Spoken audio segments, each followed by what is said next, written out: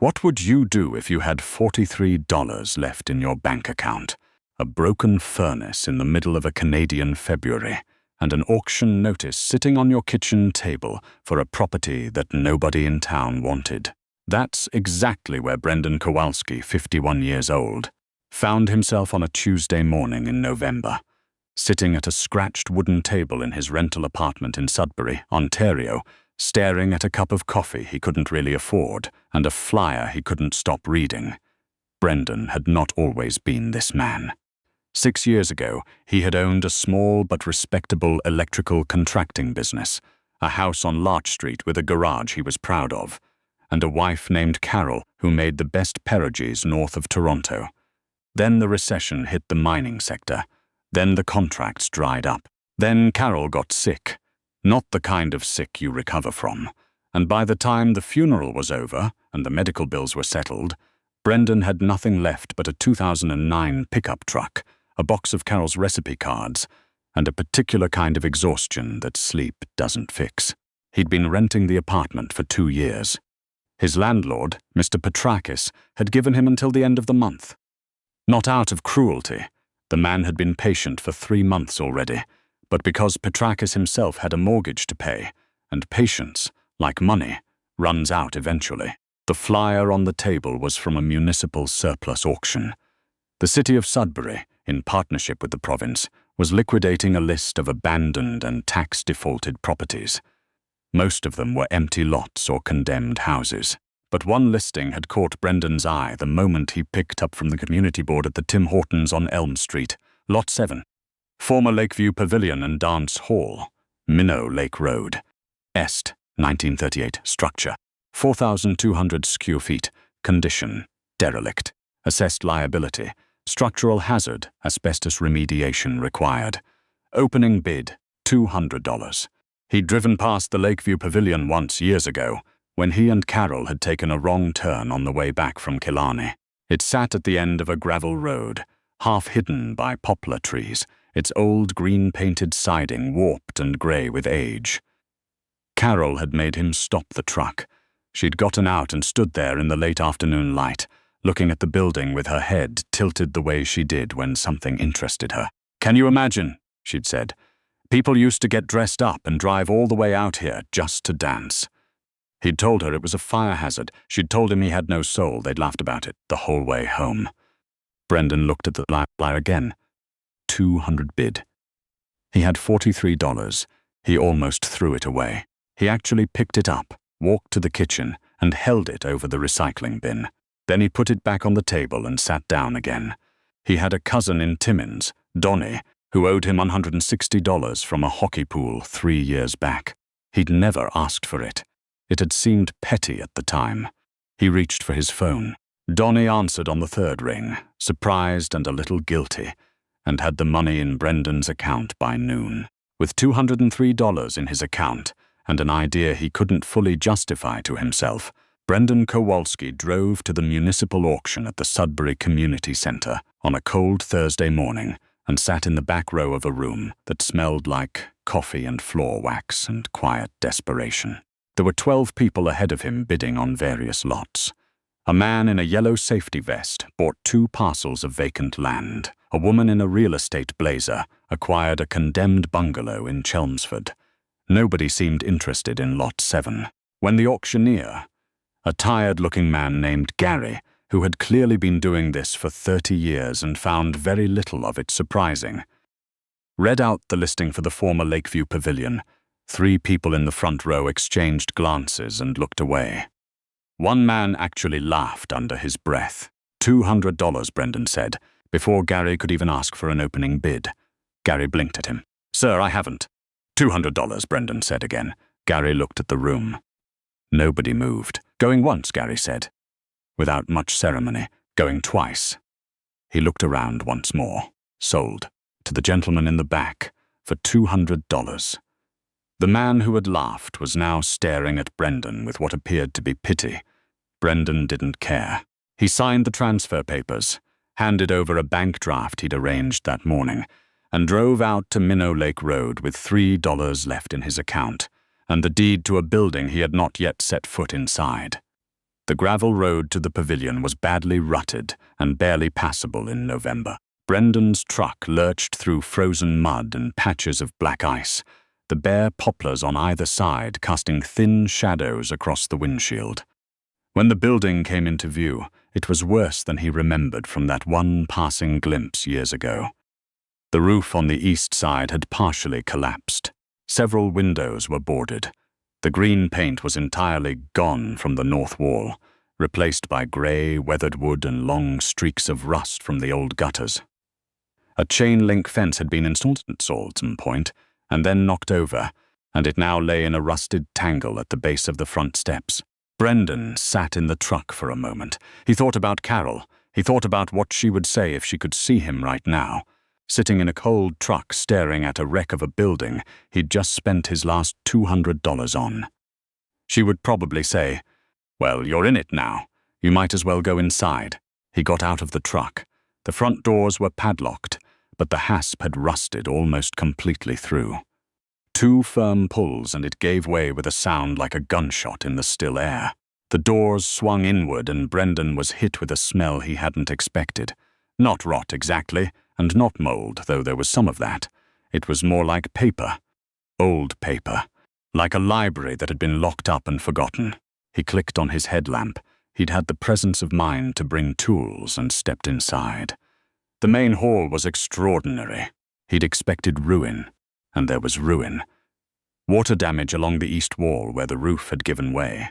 A section of hardwood flooring that had buckled and heaved.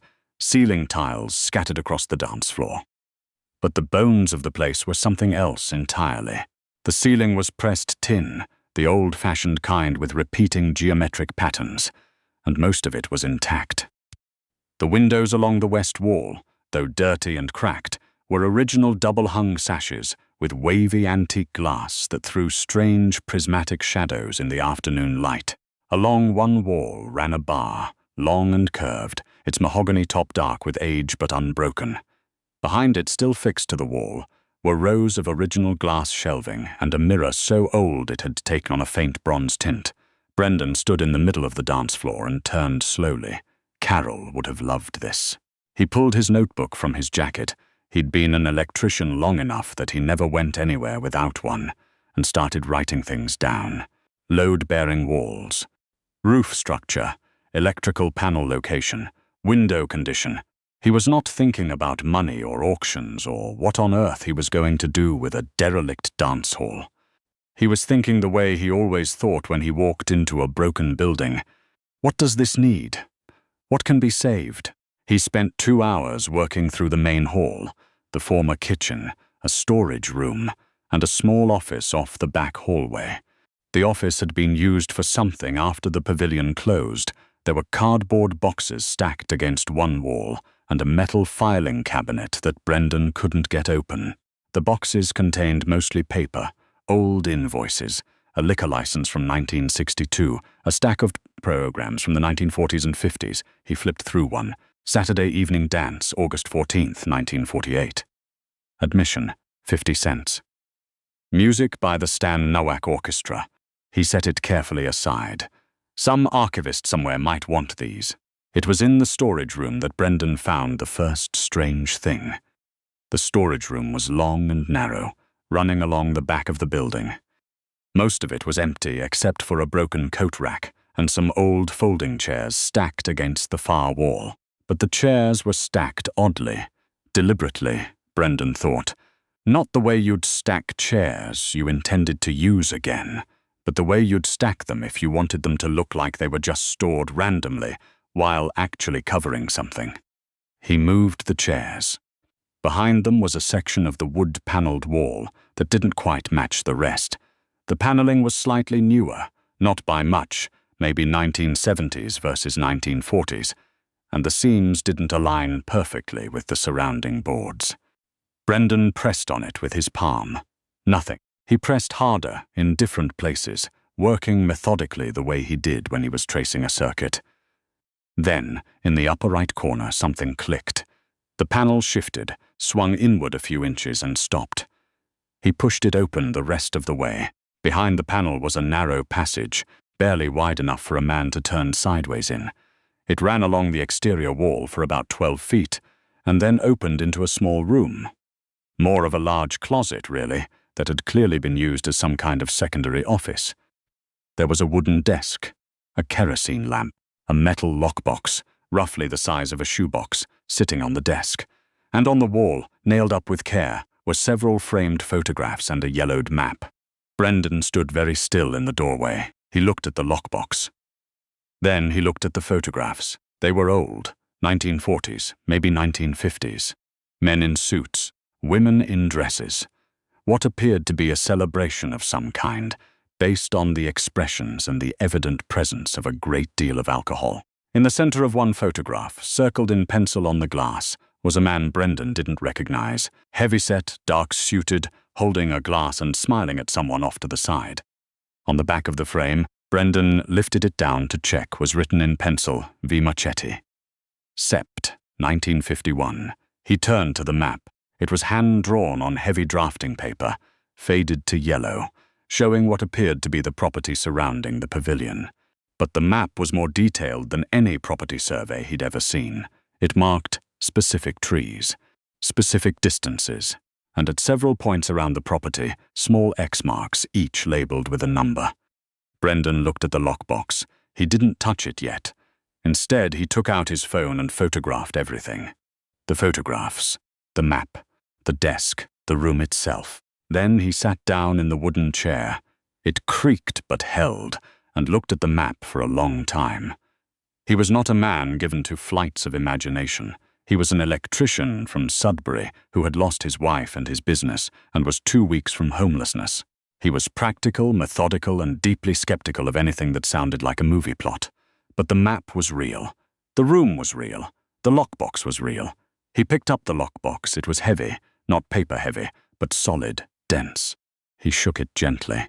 Something shifted inside with a sound that was not paper and not coins. Something wrapped, maybe. Something padded. The lock was a standard pin tumbler.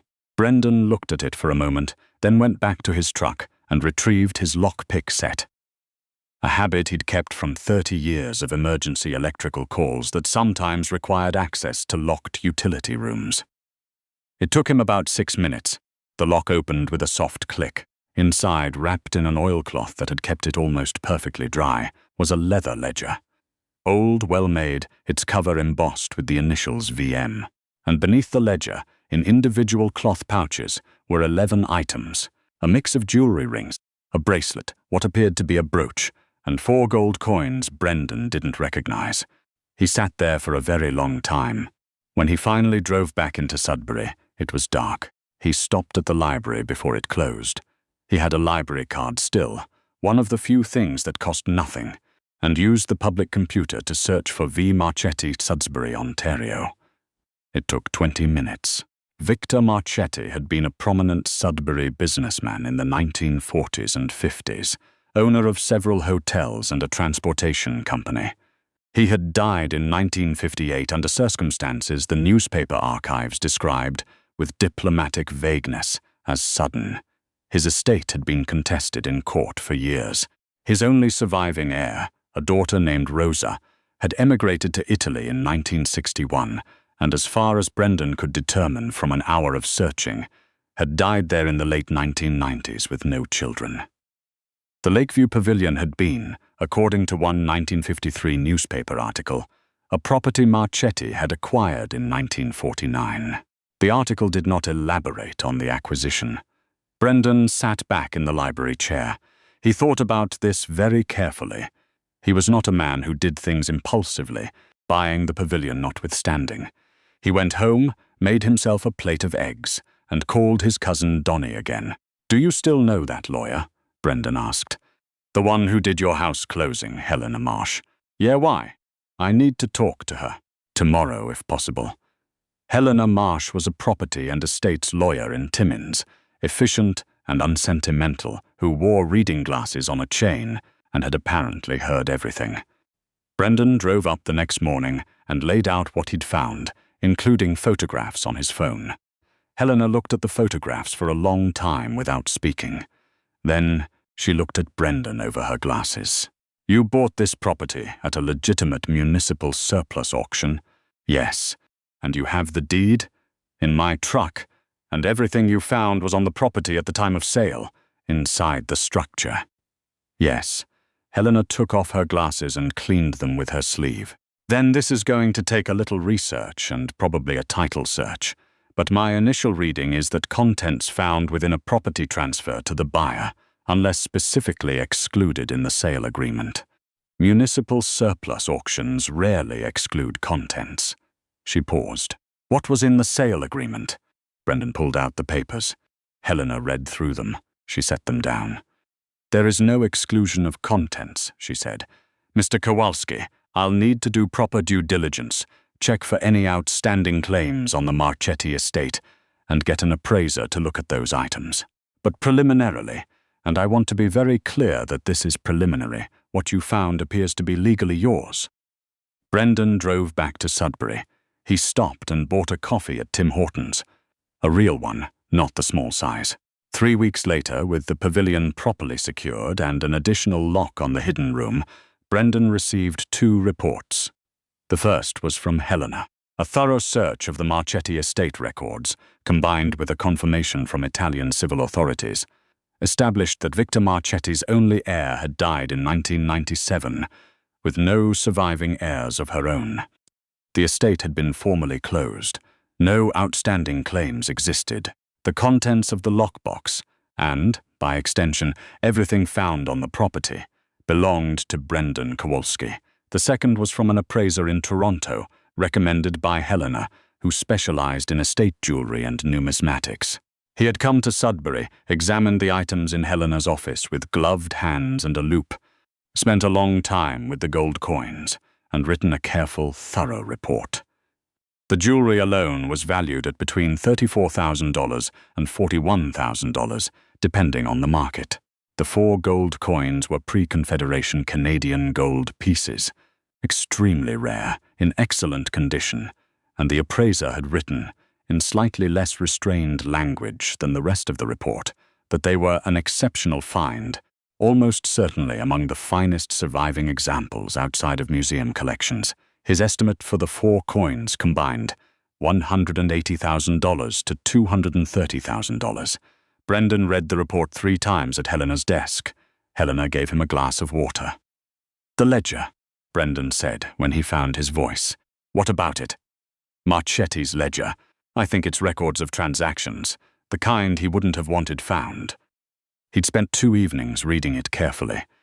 It was in Italian mostly, but the numbers were clear enough, and some entries were in English. "I think the room was his off-the-books safe. I think he hid it there in the early 50s and then died before he could come back for it." Helena nodded slowly. "That would explain the hidden room. Should I do anything with the ledger?" Helena considered. "The people in those records are almost certainly dead. The businesses are gone. There's no active investigation it would be relevant to." She looked at him. "I'd suggest donating it to the Sudbury Archives or the local historical society. Let historians figure out what to make of it." Brendan nodded. That felt right. What happened next was not a fairy tale. Brendan was a practical man, and he made practical decisions. He sold the jewelry, keeping only 1 piece, a small gold brooch that Carol would have liked, which he'd decided he was allowed, and negotiated the sale of the 4 gold coins with a numismatics auction house in Toronto. The coins, in the end, sold for $214,000. Combined with the jewelry, his total was just under $250,000 before taxes and Helena's not inconsiderable fees. He paid off his debts. He paid Donnie back the $160 plus interest, $160.43, which Donnie found both touching and ridiculous. He paid 3 months ahead on a new apartment, this one, with a working furnace, and then he turned his attention to the Lakeview Pavilion. It took him 14 months. He did most of the electrical himself. It turned out that having a Red Seal electrician's license is useful when you own a building, and contracted out the asbestos remediation, the structural repairs, and the roof to tradespeople he'd known for decades and trusted. He refinished the hardwood floors by hand, 1 section at a time, on weekends. He polished the tin ceiling himself, wearing a respirator, working from a rented scaffold, listening to the radio. The mahogany bar he simply cleaned and oiled. It didn't need anything else. He called the place what it had always been called, the Lakeview Pavilion. He didn't change the sign. He had a copy made from photographs of the original, in the same lettering, the same green and gold. He submitted the building for municipal heritage designation. With the help of a local historian named Professor Alan Rideau from Laurentian University, who had become almost embarrassingly enthusiastic about the Marchetti ledger and the hidden room, and insisted on writing a journal article about all of it. The pavilion reopened on a Saturday evening in late October, 16 months after Brendan had sat in the back row of a municipal auction and raised his hand on a whim that was not entirely a whim. There was live music, a local band who played standards, because Brendan had decided that if you had a 1940s dance hall, you should have music that fit it. And the dance floor was full by 8 o'clock. People came from Sudbury and from the surrounding area. Some of them, older ones, had actually been to the pavilion as children and stood in the main hall with expressions that Brendan recognized as the particular emotion of seeing something you thought was gone come back. A woman in her 80s, leaning on a cane, had walked up to him near the bar. She had introduced herself as Doris Beauchamp. She had been to the Lakeview Pavilion for the first time in 1955, she said, on a date with a boy who had later become her husband. He passed away 4 years ago, Doris said. She was looking at the dance floor with the expression Brendan knew. I'm sorry, Brendan said. Don't be. 61 years. She looked at him. You did a good thing here. Brendan looked at the dance floor. Couples moving. The band playing something from the 40s that he didn't know the name of, but that Carol would have known immediately. The old tin ceiling catching the light. The bar gleaming dark and long. He thought about $43 in a bank account. He thought about a flyer on a kitchen table. He thought about Carol standing beside a truck on a gravel road, head tilted, saying, "Can you imagine?" He could imagine. It turned out that was the thing he'd needed most. On the desk in his office at the Lakeview Pavilion, the real office, not the hidden one. Though he'd kept the hidden room exactly as he'd found it, and turned it into something of a small museum to the building's history. Brendan keeps one thing from the lockbox that he didn't sell and didn't donate. It's not the brooch. The brooch is at home. It's one of Victor Marchetti's original photographs, the one with the circle in pencil. He's had it properly framed. He doesn't know why Marchetti circled himself in his own photograph, and neither does Professor Rideau, and it's the one question that remains genuinely unanswered. Brendan likes it that way. So, what would you do if you had $43 left and a flyer that nobody else wanted? Would you throw it away, or would you raise your hand? Brendan raised his hand, and the Lakeview Pavilion is dancing again for the first time in 50 years. If this story moved you the way it moved us, share it with someone who needs a reminder that sometimes the thing everyone else passes over is the thing that changes everything. Like, subscribe to Claim the Drama, and we'll see you for the next one.